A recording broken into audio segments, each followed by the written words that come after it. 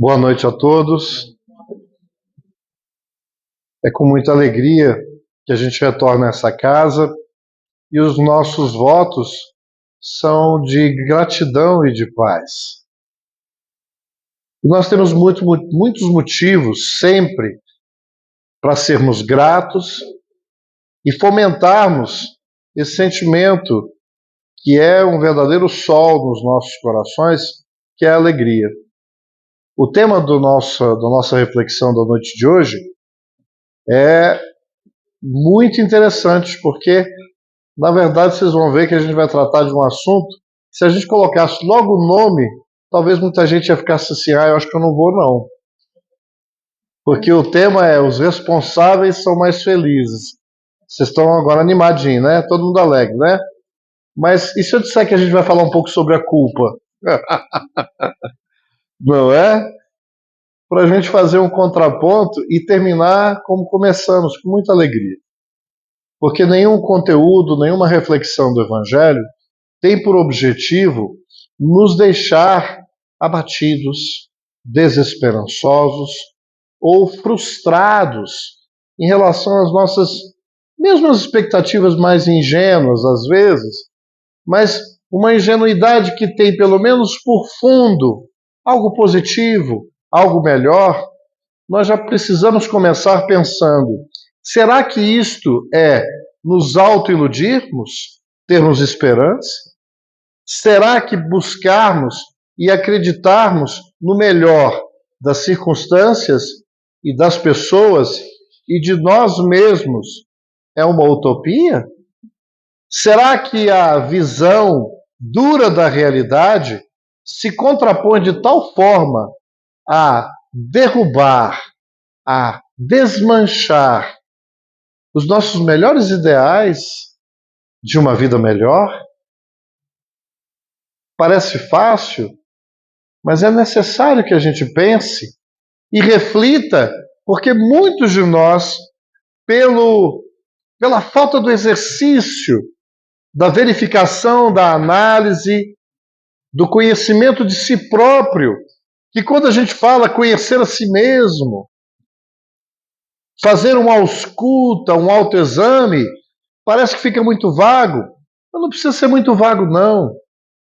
Se nós temos no nosso dia a dia, do ponto de vista da nossa experiência material, e aqui nós vamos falar sobre esse assunto, obviamente, com todo respeito às várias correntes do pensamento, inclusive das ciências psicológicas, humanas, o pensamento lúcido, e que tem a contribuição para a humanidade, mas nós vamos pegar pela visão espírita, pela visão cristã, que tem um diferencial nesse processo. E entendemos nós que não só contribui, como pode não apenas coadjuvar, mas ser não só coadjuvante, mas ter um papel principal junto ao processo nosso de equilíbrio, de estabilidade. Agora eu vou gastar vocabulário só para poder brincar com vocês. Homeostase espiritual. Ficou difícil? Porque homeostase, quem for da área médica, né, é um conceito interessante, porque no próprio corpo físico, mesmo sem você pensar, existem N funções que estão trabalhando para sempre buscar o equilíbrio. E mesmo nos processos que nós achamos que há falência, que a derrota, é o corpo expressando a beleza de Deus na sua criação, na nossa própria indumentária física. Querem ver uma coisa? Se a gente sentou de uma maneira errada aí, daqui a pouco um fenômenozinho que aparece nas múltiplas infinitas variações, uma tal de dor. Ela mexe com você e você, opa, vou me ajustar.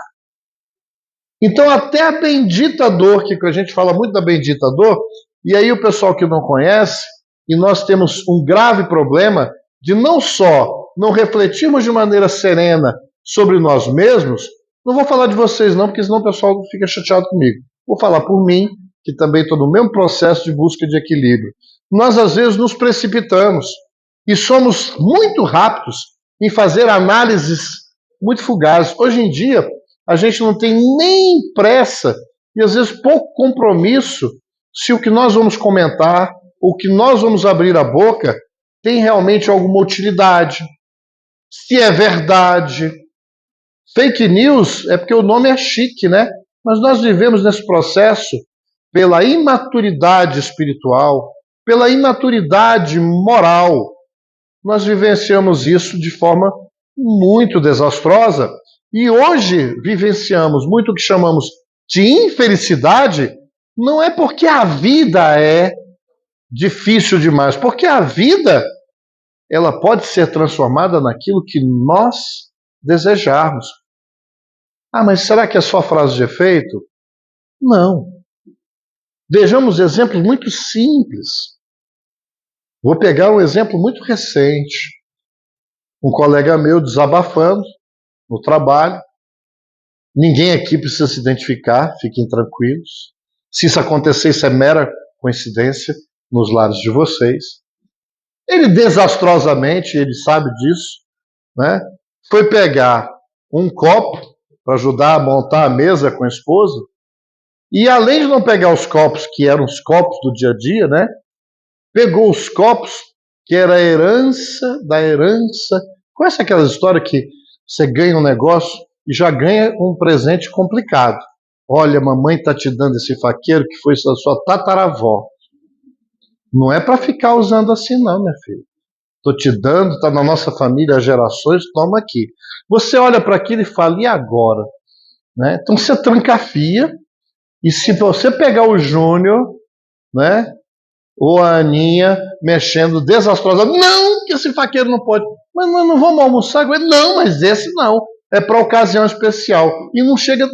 Tem um velório e ninguém usou. Né? Mas tá lá. Conhece a história do faqueiro? Mas tem uma cristaleira, que às vezes não vem só o cristal.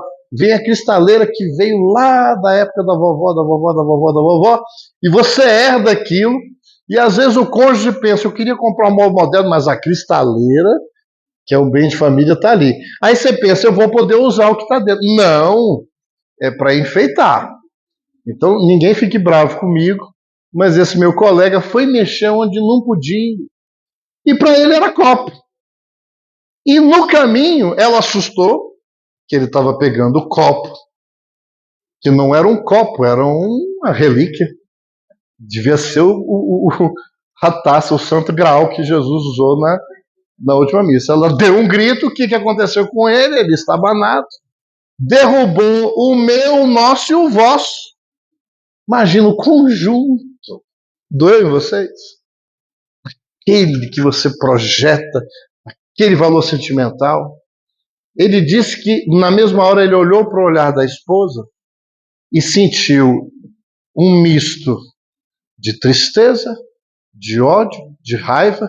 Pensou até que a vida dele poderia estar por um triz, porque ela ficou tão impactada e foi um misto de emoções. Ela chorava. Aí o que ele fez? Culpado, né? Desastrado. Cometeu erros em sequência. Não podia ter pego. Pegou. Não cuidou. Ainda derrubou e quebrou. Aí ele chega perto. Conselho, quando a coisa for grave assim, dê um tempo. O processo de perdão é diferenciado para cada um de nós. Tem gente que precisa de 5 minutos, tem gente que precisa de 5 séculos, mas a gente chega lá.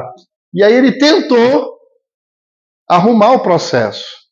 E, meu amor, você me perdoe. Ela falou assim, não chega perto de mim, eu estou com tanta raiva. E ele já deveria ter ouvido esse primeiro conselho, mas ele insistiu. Mas eu preciso resolver isso. O que eu posso fazer? Olha, eu tenho um amigo que faz um trabalho de restauro, e ela falou assim, vai ficar com as marcas. Ou seja, toda a tentativa dele piorava. Aí ele fez a tentativa final. Assim, aí eu apelei, falei assim, não tem importância, eu pago. Oh, Thiago, paga onde? Compra onde? Não tem mais disso. Sai da minha frente. Segundo ele, foram meses delicados até que esse ódio conjugal tivesse ido embora. Parece uma besteira, mas ele confidenciando para a gente, disse que você veja como são as coisas, Maurício. Por mais que a gente brinque, para ela que atribuiu tanto valor àqueles objetos, que é óbvio, você faz uma associação carinhosa. Mas você veja como nós somos, desde uma situação como essa. Será que as coisas, no final das contas, são mais importantes do que as pessoas e a nossa relação com elas? Mesmo que ele tivesse, de forma muito irresponsável, até proposital, o que seria estranho, né? Feito de propósito, o que importa, na verdade, para nós? E o pior, ele disse que ficou se sentindo muito mal e se sentiu culpado. E aí nós estávamos conversando a respeito de um conceito que não é exclusivo apenas da psicologia espírita, já podemos falar assim, muito inclusive elaborada dentro do pensamento do Cristo, que sempre nos legou uma mensagem de responsabilização e não de culpa. O que nós fizemos do cristianismo não é necessariamente o que Jesus efetivamente nos brindou, não só com as suas palavras, mas com a sua vivência. Porque quantos de nós hoje trazemos na forma consciente ou inconsciente este fenômeno psicológico e esse sentimento de culpa que nos paralisa, que nos cristaliza, que nos coloca num rebaixamento do nosso auto-amor, da nossa autoestima, que é um pensamento que, se pudesse ser traduzido em palavras, é: eu não presto, eu fiz tudo de errado, eu não mereço. Não tem redenção para mim. Que coisa forte, mas cada um no seu nível, porque nós somos, do ponto de vista espiritual, a nossa realidade, um iceberg, do qual o que nós temos agora na zona consciente é só a ponta dele. O que está submerso são séculos, milênios de experiência no trato uns com os outros, das nossas relações afetivas, das quais, vivendo as expressões materiais, nós criamos encrencas pelo faqueiro, pelos cristais quebrados, pela disputa de poder mesmo numa relação de casal dentro de casa. Porque há muitas famílias e há o processo que estrutura uma família, que é o casal, que antes mesmo de consolidar e efetivar todo o seu círculo doméstico, na expressão que for da atualidade, por mais que reconheça que existe uma ligação profunda entre eles, ou uma atração, porque existe algum tipo de ligação que os une. E muitas vezes nós nos unimos por conta da força da atração, às vezes dos interesses imediatistas que se misturam com aquilo que tem a ver com as expressões da carne, e nos esquecemos de ver quais são as nossas identidades, afinidades do ponto de vista emocional, sentimental. Nós sequer paramos para elaborar o porquê que estamos nos consorciando com determinadas pessoas, não só no relacionamento conjugal, mas também por que eu estou me associando a determinadas pessoas para um determinado projeto na área profissional. Porque nós deveríamos estar trabalhando não com a acepção de pessoas criando muros dizendo eu sou melhor, você não é. Não, entendendo qual é o meio que você vai encontrar, se ele é mais desafiador, se ele tem possibilidades com a tua capacidade de se relacionar em relação aos desafios que as diferenças que são naturais existem. Então, essa forma de pensar não é exclusiva para quem fez análise ou está fazendo terapia de psicologia. Nós é que estamos abdicando de vivermos uma vida em que buscamos utilizar não apenas o raciocínio lógico-matemático, mas a nossa sensibilidade. Pensarmos como é que nós sentimos a vida, as pessoas, as circunstâncias, para saber aquilo que eu estou em condições de tolerar, mesmo sabendo que eu deveria tolerar muito mais coisa. Mas eu não posso colocar como meta maior, que é Jesus, sem saber em que ponto da escala no caminho eu estou. Porque o modelo máximo de tolerância, de bondade, de renúncia, para nós é Jesus. Agora, eu dou conta de tomar o cálice dele? Lembra quando a mãe dos filhos de Zebedeu, Salomé, chega para Jesus e fala: eu quero um lugarzinho especial para os meus filhos nessa história desse reino novo que o Senhor está proclamando. Eu quero um sentado à sua direita, isso está nas Escrituras, e outro à sua esquerda. Primeiro processo de nepotismo assim, escrachado no Novo Testamento. E era uma mãe pleiteando o melhor para os seus filhos. Porque nós confundimos aquilo que é essência e aquilo que é meio. Ela via no Cristo, talvez como muitos de nós ainda vê, como alguém que simboliza, mesmo do ponto de vista da transcendência, algo que me oportuniza uma felicidade material. Como se ela fosse o fim em si mesmo. E ela pensou, esse reino deve ser aqui, né? O reino material. E Jesus deixou claro que o reino que todos nós precisamos para tal alegria e felicidade que nós estamos pleiteando, é necessário nós nos reapropriarmos de um terreno. Se eu fosse perguntar aqui, todo mundo está aqui assim, pensando, quantas propriedades eu tenho? Quantas coisas eu já conquistei? Além dos faqueiros de herança, dos cristais de vovó, que tem o seu valor também financeiro, o seu valor sentimental, mas do ponto de vista material, a gente já nasce com os nossos pais pensando, como diz a música, meu filho vai ter nome de santo, quero tudo de bom para ele.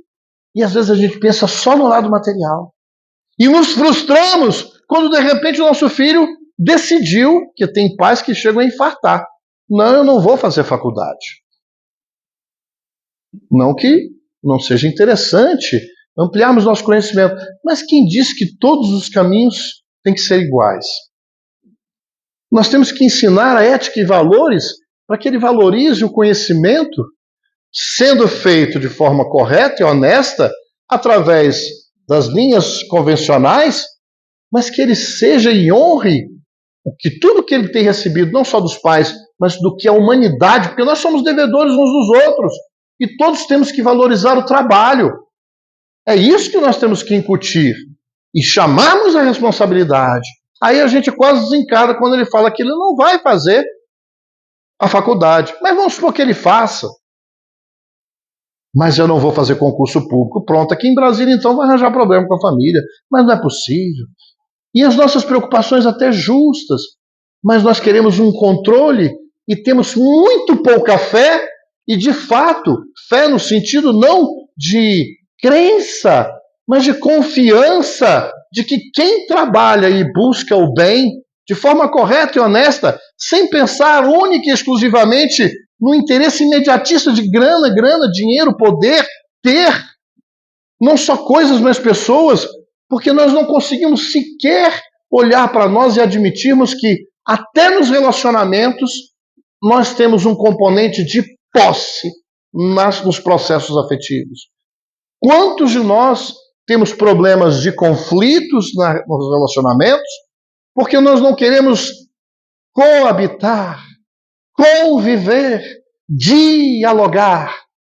Isso fica muito bonito quando o outro vira nosso espelho.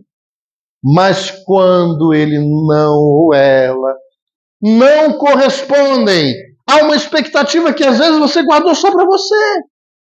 E muitas vezes o sujeito vai falar com o psicólogo, com o atendente fraterno, mas tudo que eu queria, ele vai me decepcionando porque eu não gosto disso. Eu falei assim, você disse, na época que você conheceu, você sabia o que ele pensava da vida? Quais eram os valores dele ou dela? Para se sentir traída nas suas expectativas? Quantas vezes nós nos preocupamos tanto com a data do casamento, com o noivado? Passamos, às vezes, as famílias envolvidas no trabalho, né, para conseguir a melhor festa, os melhores detalhes, a festa perfeita, aquela organização material fantástica, o lar tão planejado, bem decorado, tudo feito. E o sujeito casa na primeira semana descobre que a outra não come carne. Olha, que namoro é esse? Que a outra, por exemplo, não gosta de nenhum tipo de religião oficial. Ah, mas você é ateu? A gente não conversa sobre o que o outro é, quais valores ele gosta, quais expectativas e projetos de vida ele tem. Se ele deseja. Eu conheço casal que no primeiro ano teve uma crise imensa, porque a outra revelou que nos planejamentos dela ela faria um pós-doutorado na Europa. E o marido se sentiu traído. Que história é essa? Eu falei, mas vocês não conversaram? Vocês conversam o quê quando estão juntos? Então, quando há aquele arroubo da atração, tudo bem. Que maravilha, né? Namorar é uma beleza. A atração física, a união dos corpos. Mas isso tem um porquê e não é o fim em si mesmo. Tudo isso, inclusive, deixa eu dar a notícia que a gente já sabe, passa. Esfria. Às vezes esfria tanto que, dependendo do outro, é uma tortura. Qual é o teu vínculo principal com as pessoas que rodeiam e fazem parte do seu círculo mais estreito? Entender que nesse grande processo de vida somos todos alunos do ponto de vista espiritual e não é o primeiro ano, a primeira vez que estamos nessa grande escola chamada Terra. E que as pessoas mais próximas ou não, das quais eu entreteço uma vida, uma relação ou relações, tem a ver com a minha necessidade evolutiva, com o compromisso que tenho comigo mesmo, mas com o compromisso que eu tenho com o coletivo. E para eu poder cumprir bem um compromisso com um grupo maior, eu preciso passar pelo pré-requisito de não falir na missão de um grupo mais estreito, que é a família. E por isso nós nos consorciamos, ou nos deveríamos consorciar, e a providência divina, que não violenta o nosso livre-arbítrio, mas trabalha em parceria com nós. Então, quando as coisas da nossa vida não estiverem dando certo, deixa eu dar um spoiler para vocês. Não é Deus que está errando. Não é Ele que está criando dificuldade para a nossa vida. Não é Ele que está, de forma masoquista, de forma... não é masoquista, de forma maldosa, sádica. A gente às vezes acha que Deus é um ser estranho. Ah, Deus está me atentando e está me fazendo sofrer para eu evoluir. Aonde que nós entendemos que isso está escrito? Que para nós evoluirmos, Deus impõe o sofrimento. Então é preciso ressignificar o que nós estamos chamando de sofrimento. Porque na Constituição e na justiça e bondade infinitas e supremas de Deus, porque Ele é a fonte do amor supremo, da bondade suprema e da justiça suprema. Então Ele jamais, como Jesus assim chamou, para nós entendermos essa relação, ele chamou Deus de Pai. E se esse Pai é perfeito, se nós, como Pai imperfeitos, identificamos as carências, as precariedades dos nossos filhos na postura sentimental, emocional, o que um pai que ama, responsável e não culpado faz? Mesmo sabendo que é imperfeito, que vai errar com esse filho também. Mas quando ele para de se sentir culpado e age com responsabilidade, ou seja, o que é ser responsável? Esse filho é meu? Então, assuma a responsabilidade e seja pai. Mas eu vou errar. Bem-vindo ao mundo. É uma escola. Se errar, reconheça, veja, aprenda com o seu erro e volte a caminhar. Mas o que é a culpa? A culpa tem um lado positivo. Porque tem gente que está fazendo besteiras em série e não tem nem conhecimento que está fazendo isso. Não, é isso que tem que ser feito. Existem pessoas que, pelo uso do seu livre-arbítrio, não porque não há acesso ao conhecimento, ao que é bem e o que é mal, porque Deus seria injusto, porque Ele nos franqueia isso, não só no mundo externo, ou através das pessoas e das situações. Ele franqueia isso no meu DNA divino. Na minha consciência estão escritas as leis de Deus e da natureza. Não é porque eu não acesso que a lei não existe. Não é porque eu não quero cumpri-la que a lei não existe. E eu vou dar outro spoiler positivo para todos nós. Na pergunta 614 do Livro dos Espíritos, Kardec pergunta se a lei divina é a lei natural, se é a mesma coisa. Porque a gente separa, né? E Kardec está o tempo inteiro fazendo ponte entre a espiritualidade superior para dizer o seguinte: o que as tuas ciências estudam é tudo expressão divina. Inclusive as relações são regidas pela mesma lei. O mundo moral também tem as suas leis. Não dá para ferir sem se ressentir e sem atingir os outros. Porque nós vivemos num sistema de ação, mas também de repercussão. Tudo que eu faço, por mais singelo que seja, tem repercussões como uma simples pena que cai num lago parado. Aquilo vai ter uma propagação de ondas. A mesma lei que rege isso, rege as nossas relações, não só com os outros, mas as relações que eu crio comigo mesmo, criando o arcabouço psicológico ajustado, que já tenho, mas encrencas e tendências negativas e doenças da alma, como a culpa. Mas a culpa tem um primeiro lado positivo que é não é assim que a gente faz? E agora? Eu fiz tudo errado. Às vezes a ficha cai na hora. Às vezes precisa de um tempo. E quando você faz, nossa, eu errei, deixa eu dizer uma coisa positiva para vocês. O anjo da guarda que todo mundo tem, imagine um cara feliz nessa hora. Beleza, aconteceu algo.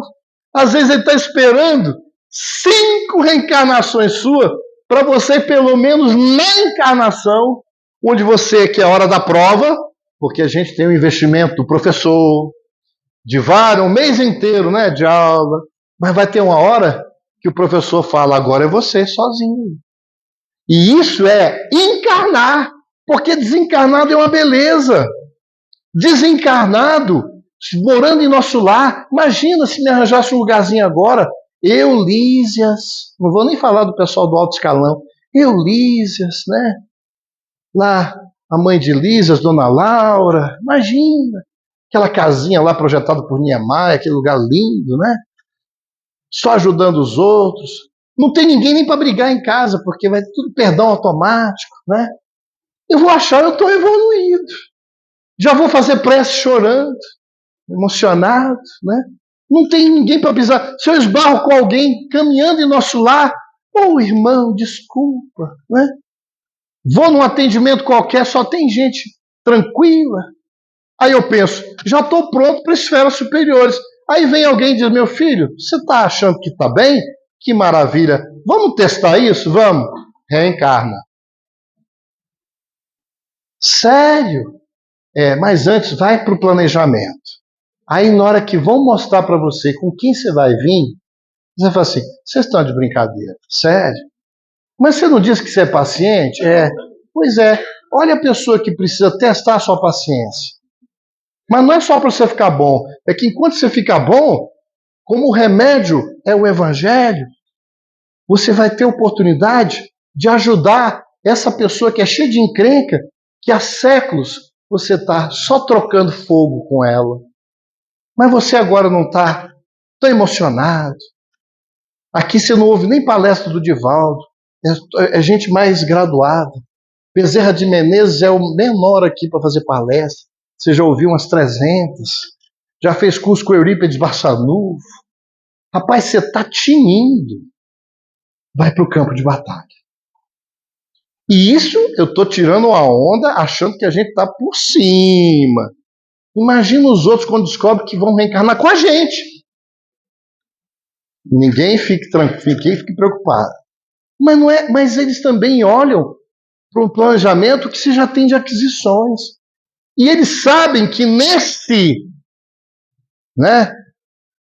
esbarrar das arestas, as minhas, os bicudos que a gente chama, no lar, no trabalho, nós vamos, às vezes, nos magoar. Nos magoar, veja que o pronome é reflexivo. Alguém pode até, exteriormente, querer te agredir. Mas só fica magoado quem quer. Desculpa, é duro o que eu estou falando aqui. Para mim é difícil também. Hashtag tamo junto, fiquem tranquilos. Mas só se fere quem quer. Só se fere quem se permite. Só se magoa. Só carrega o cinto de inutilidade. Porque tem o do Batman, que é de utilidades.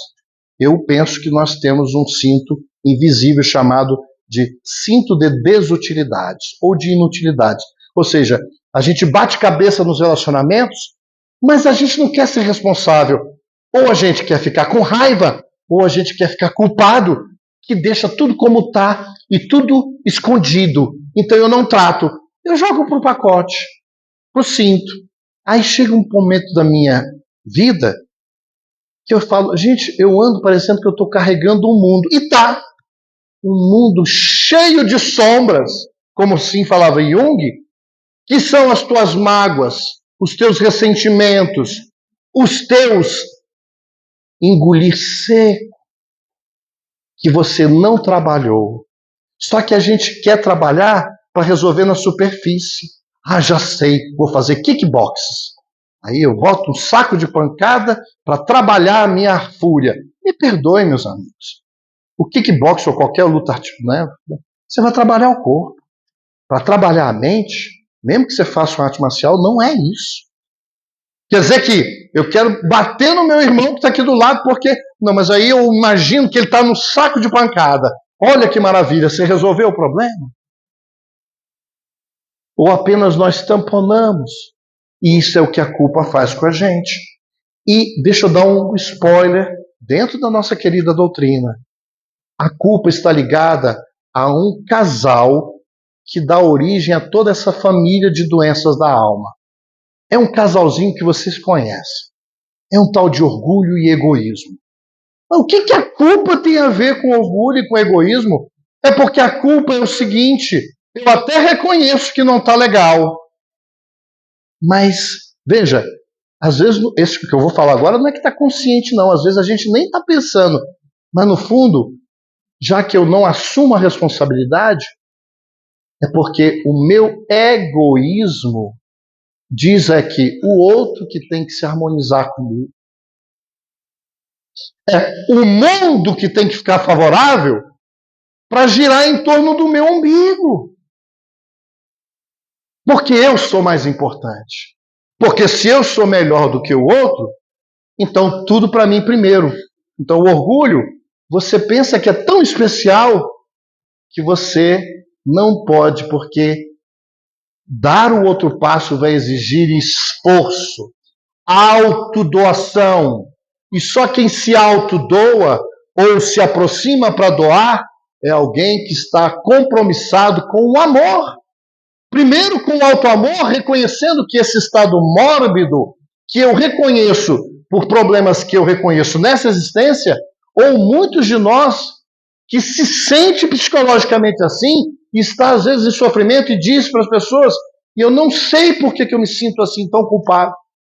Não pode acontecer uma coisa boa na minha vida que eu, no fundo, não consigo comemorar. Quem é que já não experienciou isso ou já conhece?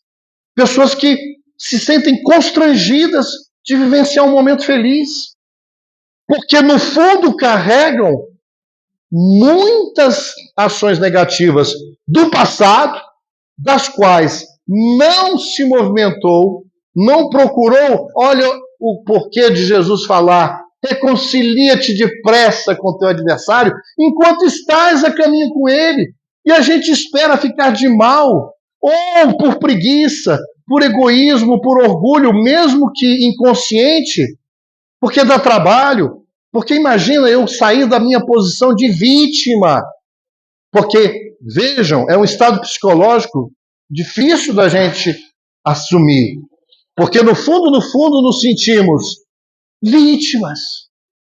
Porque, já que eu não valho nada, deixa, o mundo está perdido para mim. Porque esse é um sentimento que te paralisa. Agora, imagina as pessoas que te amam se descobrem que você, no fundo, se sente assim. Será que alguém que nos ama, mesmo sendo aqueles a quem nós magoamos e que já tem algum patamar de salubridade, veja se o meu filho se sente assim, eu como pai imperfeito, o que eu falo? Não, meu filho, eu não quero que você se autopuna psicologicamente, porque esse estado mórbido, ele vai, no fundo, desaguar no corpo. Muitos dos nossos adoecimentos têm por base um processo de culpa antigo. E se ele hoje chegou no teu corpo, eu mereço. Não. É constatar, já que aconteceu, já que está doendo. Estou enfermo. Enfermo do corpo, enfermo psicológico. O evangelho e o amor do Cristo, de Deus nas nossas vidas diz: filho, que bom que você reconhece que isso são falhas tuas, mas nós não queremos que você fique séculos se punindo. Não é nem séculos, nem minutos. Descobriste que o teu mundo íntimo está carente de amor? Ame-se. Como? Se perdoando.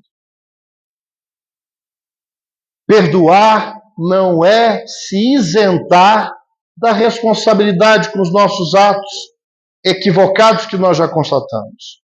Perdoar e se perdoar significa: tudo bem, errei. Quem é que disse que nós estamos proibidos de errar?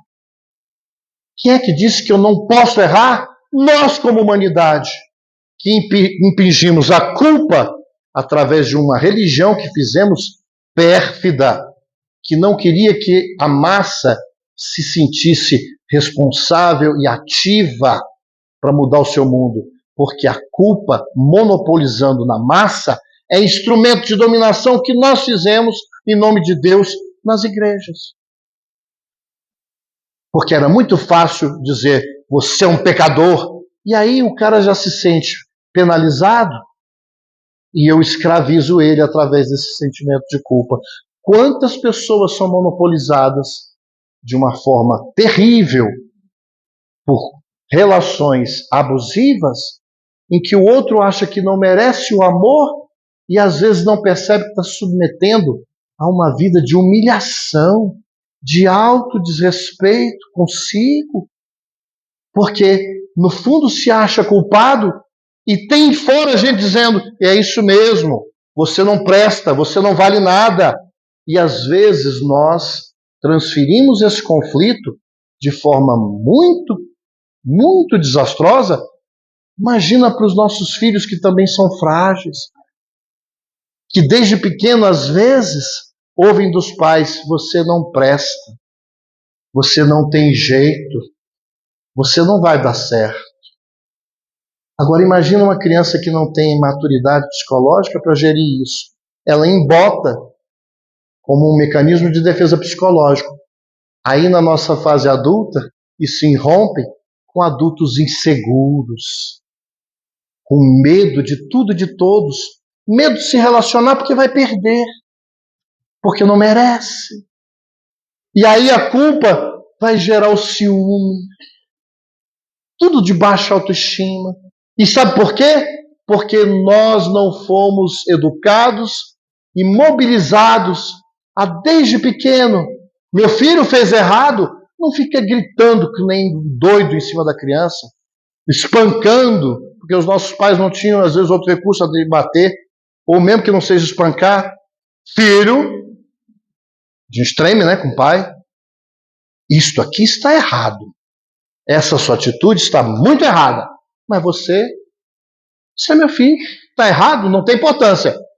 Mas nós vamos corrigir. E você vai corrigir. E no dia seguinte, se foi no colégio, você volta com seu filho e fala, ele veio aqui para pedir desculpa, para repor, sem humilhá-lo. Mas envolvendo desde o início, dizendo, toda vez que você errar, você precisa recompor, porque é assim da vida. Não é vergonhoso pedir desculpas, nem a você mesmo, porque nós precisamos nos auto-perdoar.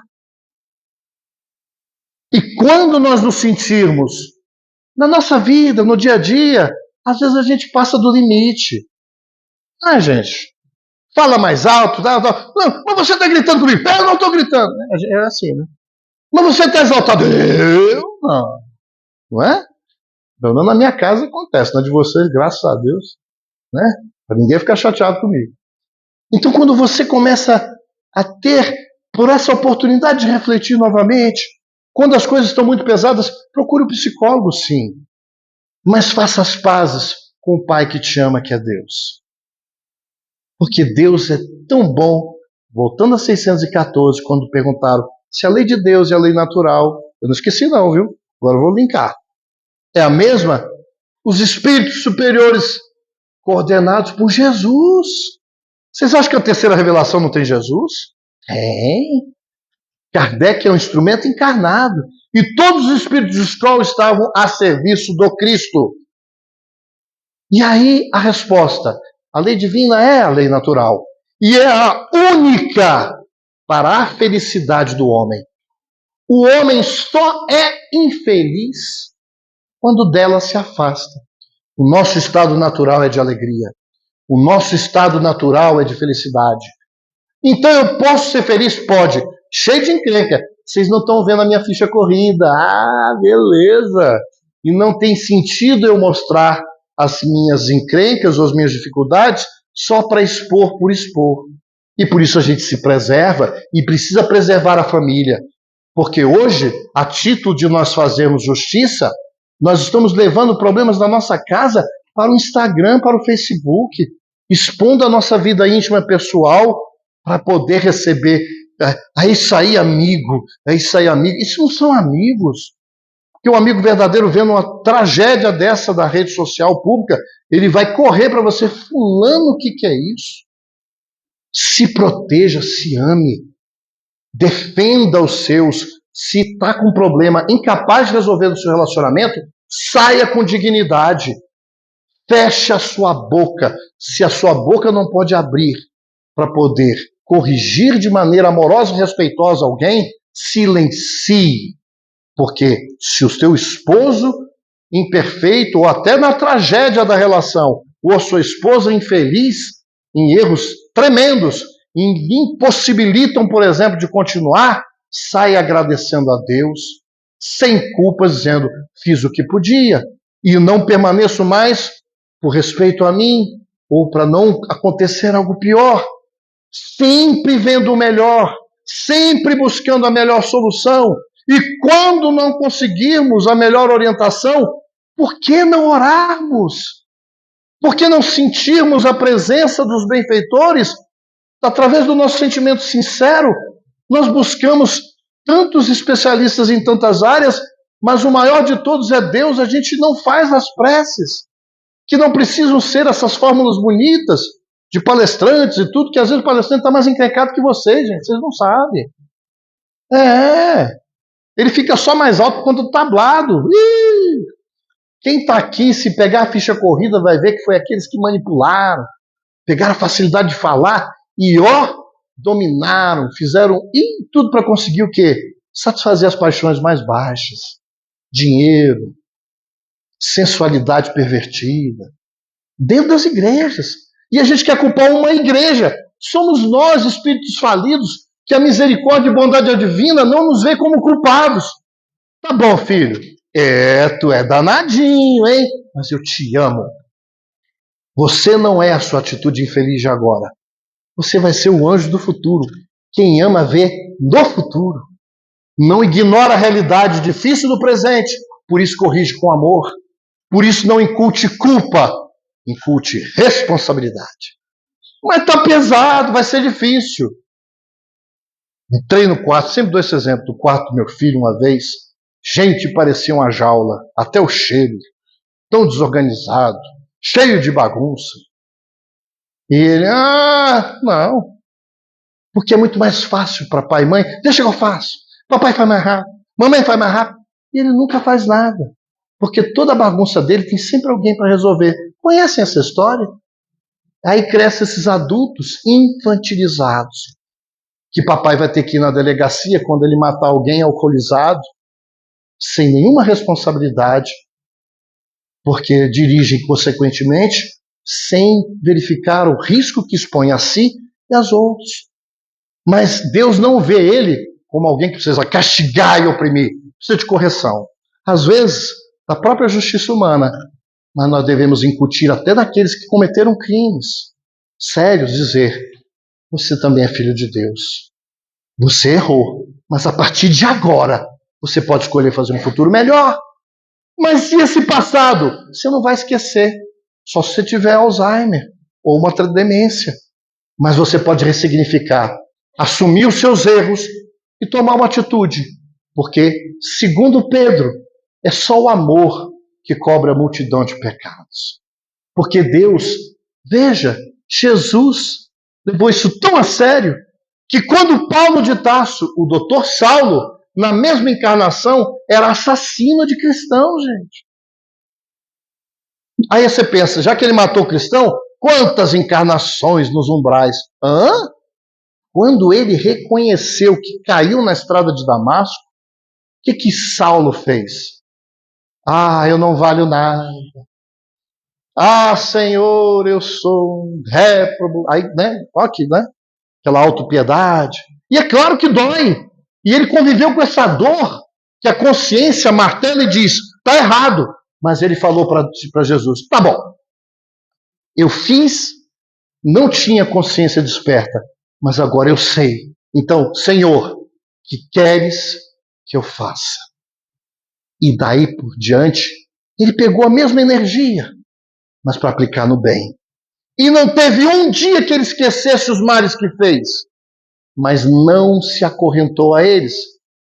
E lá no Paulo Estevão, que vocês vão ler quantas vezes forem necessários, adivinha quem vai recebê-lo na desencarnação? O assassino.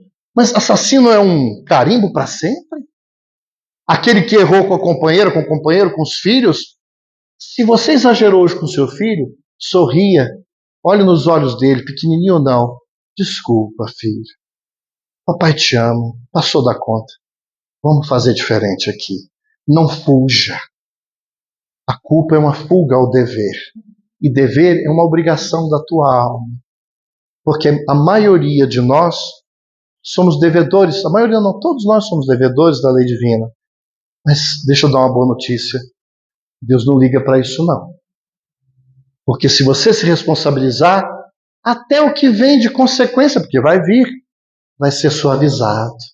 E mesmo que o corpo adoeça, a alma se cura. E mesmo que eu não cure o corpo, a alma se embeleza.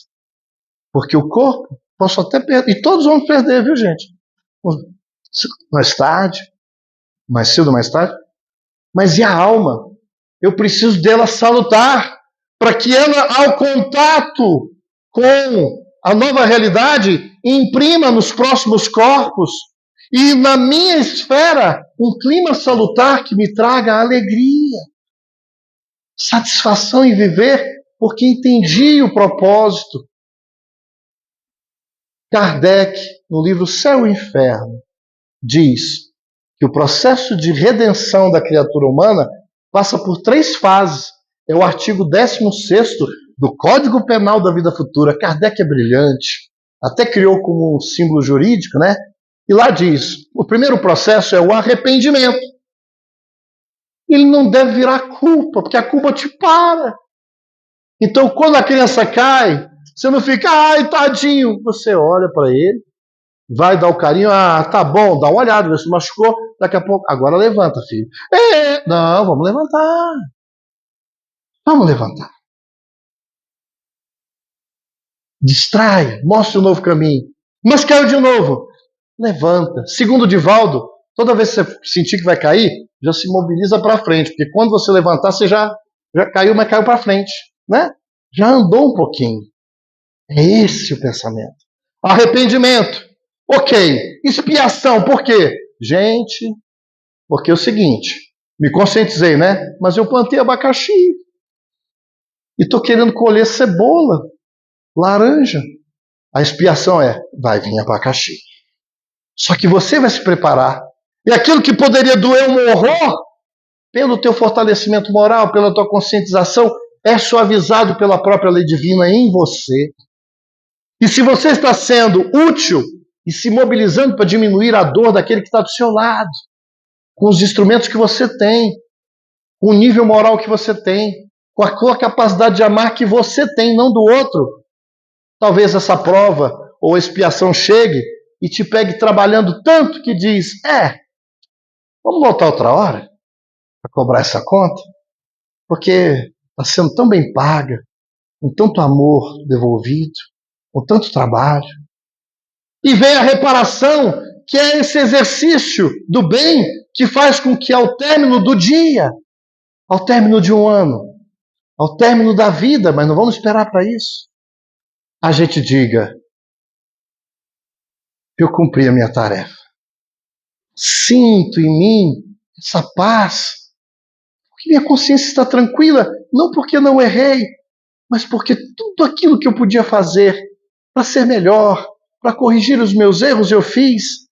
Então, paz é a sensação do dever bem cumprido e a consciência tranquila, não porque não temos débitos e erros. Para finalizar, a gente tem uma poesia, mas deixa eu contar só isso, primo, dá tempo? Eu sei que eu estou extrapolando dos 2 minutinhos. Vamos lá. Vou dar um exemplo simples. Em alguns meses atrás, a gente teve um problema que todo mundo deve ter. Fomos para o telemarketing para resolver um problema da nossa linha. Que a nossa linha com um pacote disso, de internet, sei o quê. Vocês imaginam a complicação que tem sido, né?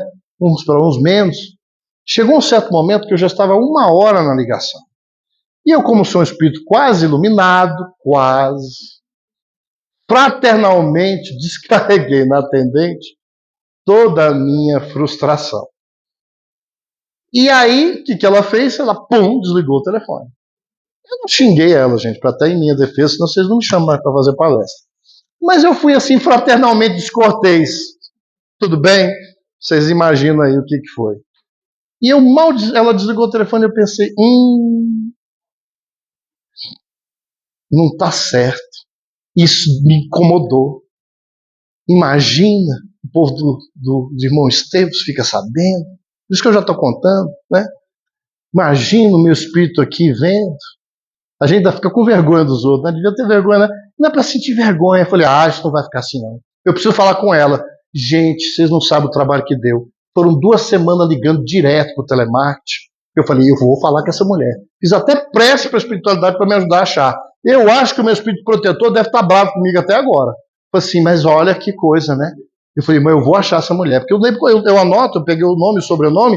Vocês acreditam que ela atendeu o telefone 2 semanas depois? Eu falei, fulana, não desliga não, pelo amor de Deus. E aí eu falei assim, olha, eu quero pedir desculpa, porque naquele dia, não sei o quê. Aí depois que eu terminei de falar assim, eu não lembro, não. Mas o telefone era para mim. Porque se eu não tivesse conseguido falar com ela, eu precisava pedir perdão, em espírito que seja, e me perdoar. Se eu não fizesse isso de coração, eu ia ficar bravo com ela. Como assim você não lembra? Porque a gente é tão orgulhoso, né? Que o outro tem que ficar ofendido para ficar dramático, né? Eu nem lembro, né, gente? Né? E aí eu pedi desculpa, ela, o senhor é estranho. Eu falei, muito. Que eu nunca recebi uma ligação dessa. Aí eu estou me contando vantagem, é porque vocês não sabem as outras vezes que eu não fiz. Então essa eu conto para vocês. E me senti tão bem. Porque eu não pude fazer o bem para ela. Então, pelo menos, estou mais vigilante e desliguei e falei assim, meu Senhor, muito obrigado. E para a gente finalizar, essa poesia, ela veio através dos canais da inspiração por nós. Perdão e redenção. Quando o mundo interno se agita em ondas de insensatez e rebeldia, não se logrará sossego e calmaria na palavra ornada, contudo vazia. O cinzel do sentimento dá forma à pedra bruta do pensamento. As emoções, ideais e sensações revelam o ser a todo momento. Desestruturado o templo íntimo, abrigando culpas e vis paixões, afligem-se as almas inquietas em labirintos de inquietações. O sofrimento que na alma se instala é voz terna que ao ser conclama retornar ao Pai que nunca se cala ante o pranto que o Filho derrama. A reedificação interna do santuário, em clima de paz e divina comunhão, inaugura novo e belo educandário naqueles que anseiam por redenção. Reconhecida, afinal, a própria fragilidade, olvidando em si mágoas e autopunições, reconcilia-se o ser com a excelsa virtude, libertando-se de novas e antigas aflições. Recordando a lição inesquecível de amor que Jesus gravou em nosso coração, libertemo-nos de todo mal e rancor através do bálsamo celeste do perdão.